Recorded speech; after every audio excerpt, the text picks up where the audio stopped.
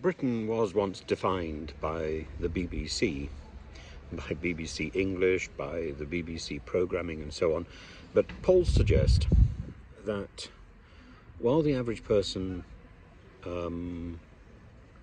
supports work against climate change, Rishi Sunak and the power base he runs in Westminster do not. YouGov suggests 57% of the public want to prioritise public services, while 27% want tax cuts. Sunak goes for the tax cuts. Johnson may have been chaotic, but he was closer to what the people actually seemed to have wanted.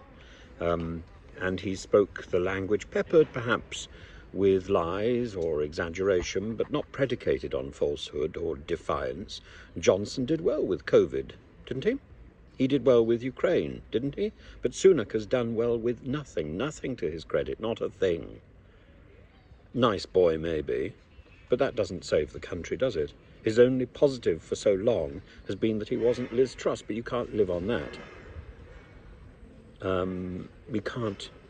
You can't spend your life looking over your shoulder and saying, I'm not Liz Truss.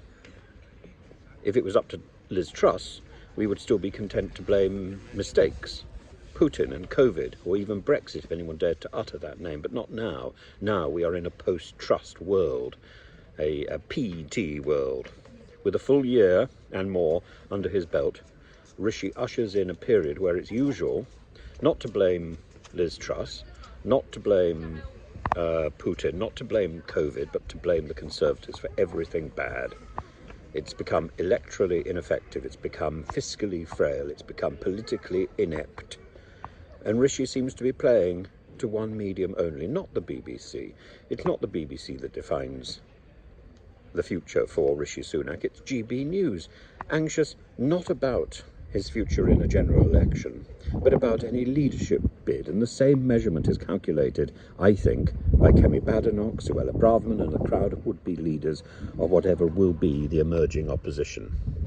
Now, Rishi defines himself and his party by a nod and a wink at GBNews. That's absurd, it makes no sense at all. GBNews is a wonderful stab at a private enterprise, and would that there were more. But it's not a national organ, or certainly not one that we should be showing off in public, I think.